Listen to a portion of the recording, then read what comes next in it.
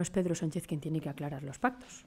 Lo primero, los ciudadanos tendrán que votar, dar a cada uno de los partidos su legítima representación, y los pactos en Navarra lo decidirán, pues aparte de los navarros con su voto, entiendo que los militantes y las militantes de Navarra, porque serán preguntados sobre los acuerdos de gobierno. En otro orden de cosas, también quería aprovechar a contestar al señor Rivera, ¿no?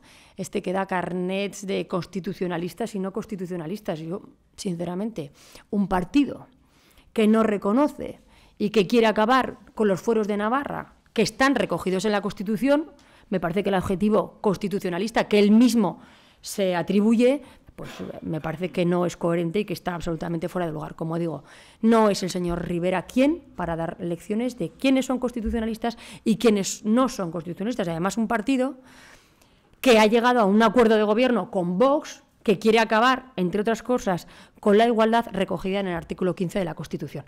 Por lo tanto, bueno, pues en fin, me parece que no es quien para dar lecciones a nadie de constitucionalismo.